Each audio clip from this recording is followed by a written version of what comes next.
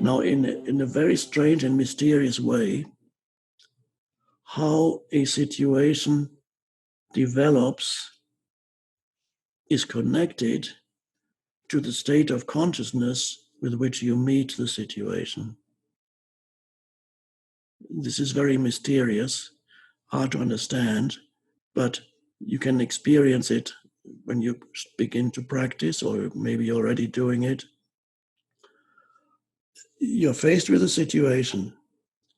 Are you facing it in presence, not the reactive person, which means you can sense this deeper presence that is within you as you look at this situation. And you are there not just as a person, but you're there, more importantly, as the light of consciousness. And the light of consciousness is the awareness that looks at the situation. And then if action is necessary, you will know right action will happen. It will rise out of this aware presence. It might use your mind. Sometimes action involves saying something, but the saying will not be egoically reactive. It arises from that deeper level, and you will say the right thing that is helpful in that situation. You will not say something that it will inflame the situation, create more suffering for yourself and others, and therefore produce, in Eastern terms, you would say, produce more karma. You produce more and more karma. And so, how a situation evolves how your reality evolves, and even what happens in a difficult situation is connected to the state of consciousness with which you meet that situation. A very unconscious state will amplify the tribulation, the trouble, the problem, create more chaos, create more suffering for yourself and others, and will be completely devoid of wisdom, reactive. Because why? Because you are possessed by energy formations. Sometimes they are collective thought forms that have taken possession of you. And in this, you're easy, especially these days when people are online a lot on the internet, it's very easy to become very quickly contaminated with not the physical virus, but a mental virus that you take in. And suddenly a certain collective thought form is taking possession of your mind. And there it is. And you don't know it. You identify with it. It becomes part of your ego. And you think that's you. And then you start fighting. And you think it's a good cause. But you're beginning to fight, and you get very angry and very upset, and it's awful. And you don't know that the enemy lives between your two ears, ultimately, not out there. And you don't know that. There's not enough awareness, not enough light of consciousness to be aware of that. And that is ultimately, that is the greatest challenge for us humans now. The greatest challenge is not external. The external is actually helpful because it's there as an awakener. It awakens you. It's here. Every challenge is meant to, we come back to what we talked about earlier. You're not here to be comfortable. When you are, it's fine. But it's the ultimate aim of your life is not to have a wonderful, comfortable existence, to be comfortable, to live in the comfort zone. Yes, there is a comfort zone, but it's not external. Deep within, when you are aware, when you are present, you have accessed the transcendent dimension of consciousness, which is the transcendent dimension not only not of your consciousness, but the transcendent dimension even of the universe. You have accessed that within yourself.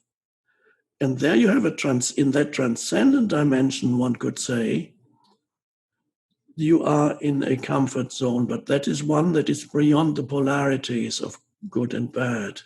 And you can, in other words, you can be at peace even when the external situation is turbulent and very challenging. And when you realize that, that is just incredible awakening when you realize you can be internally at peace, even in the face of challenges. And not only even in the face of challenges, the challenges forced you to go deeper, because somehow you know that if you don't go deeper, it's going to be you're going to be really unhappy. If you don't go deeper, you're going to suffer more and more. And nothing external will ever free you from that. And so challenges are here in order to bring more consciousness, because it's only you, the light needs to grow that comes into this world, the light of consciousness. And that's the evolutionary process of the planet and the universe as a whole, is that the light of consciousness comes more fully into this dimension. It's the emanation from source, and it emanates into this. So the universe is engaged in a process of awakening or becoming more conscious. And every life form is gradually becoming more conscious. You can see how life evolved on the planet here. At first, they were just the simplest life forms. And then gradually, over hundreds of thousands and millions of years, a growth of complexity, more complex life forms. Complex means a bit more consciousness, more manifesting as more complex life forms. And then there were several devastating disasters, if they're called extinction events on the planet. Five devastating. Geologists have found that, who examine that five devastating, where in some cases 80% of all life got exterminated in mass extinct for various reasons. They assume a planet was hit by a huge comet, and other things happened to cause mass extinctions. And then after millions of years, new life forms, even more complex, developed even after the mass extinction. And then another one came after millions and millions of years later. There is something that is operative in the unseen. What we see is only the surface reality. There is a vast intelligence operating underneath the world of phenomena. This vast intelligence is consciousness, the universal consciousness. And that's the ultimate reality. And this universal consciousness is, the universe is in the process of manifesting more and more consciousness. So it's still being created. It's not finished. God is still creating this world. And you are an essential part of this creative process. You are not separate from the awakening. You are an expression of the awakening universe. So God is bringing more consciousness, emanating this consciousness into this dimension. In our case here, it's through you. Of course, other life forms too. But it's the human here is very, very important. There's been conscious evolution for millions and millions of years. sorry, there's been evolution of consciousness for millions and millions of years. But now, for the first time here on our planet, well, maybe for the first time, we don't know that much about human history, only a few thousand years. On this planet, there's not just the evolution of consciousness, there is also conscious evolution of consciousness. And that happens through the human. And our talking here, being here together, is an expression of that conscious evolution of the universe. Suddenly, the evolution is not just the evolution of consciousness that's been going on for millions of years, but we've reached a stage where suddenly the evolution of consciousness becomes conscious evolution of consciousness. So we are the universe through you, through me. The universe is realizing its own journey, its own purpose, its own essence. Ultimately, the universe is becoming more. This is a transitional stage that we are at right now. This is why it's so difficult, because any transitional stage is difficult from one mode of being to another mode of being. And this new mode of being is conscious participation in the creative process of the universe through the human form, conscious participation in creation. And that happens when you face a situation, an external situation, and bring conscious presence to it rather than reactivity. You bring conscious presence. You are no longer at the mercy of externals. The external has the purpose of driving you to that deeper place of presence, that alert presence. Because if you don't go there, you suffer a lot and things get worse. And then you meet a situation consciously, and then it's no longer the same situation. What happens after that, the external world and your consciousness are a single phenomenon. So what happens in the external world depends on your state of what happens. Let's say the next thing that's going to happen, to a large extent, depends on your state of consciousness at this moment. And how a situation evolves that might be perceived as a difficult situation, how it evolves from now on depends on the state of consciousness with which you meet or face that situation and deal with that situation. And then you will find suddenly it changes. And this is a very mysterious thing, but the important thing is to realize you are not at the mercy of externals.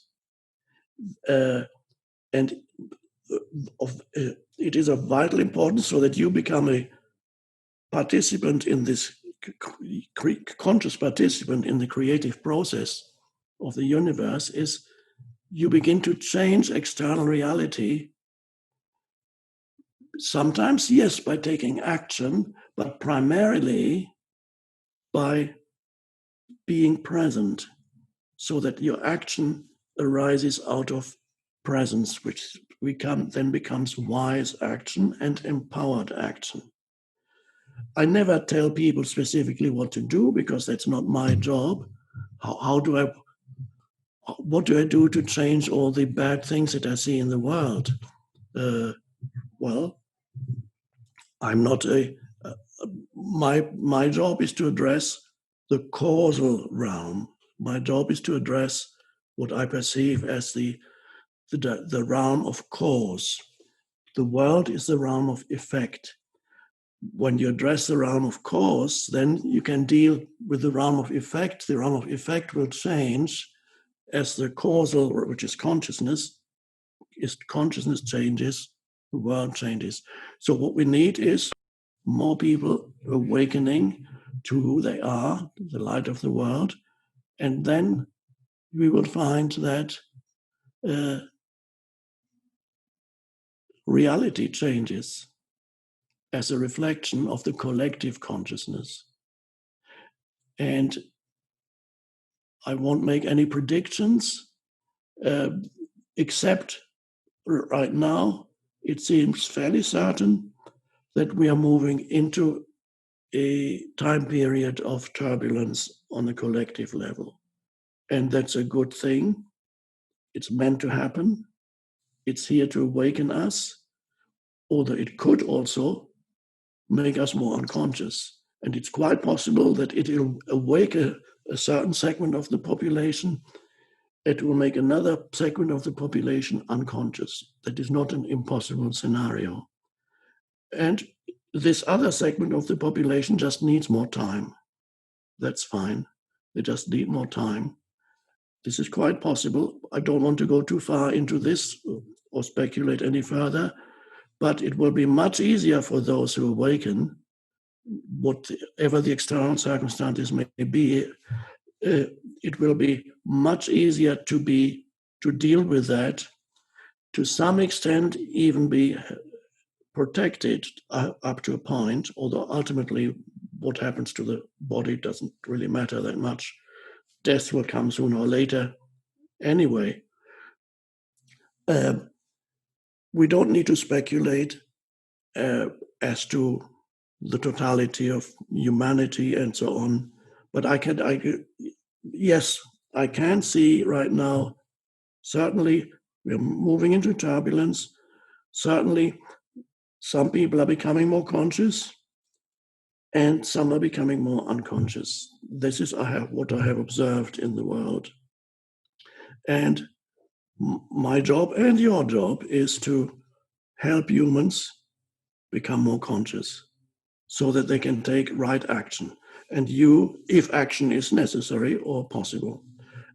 And it's your primary responsibility is to yourself first, and then you will affect others around you directly and indirectly, even on others you may never be in contact with. And I don't mean necessarily through technology by sending out messages, but all humans are connected underneath the surface of things. There's one human consciousness.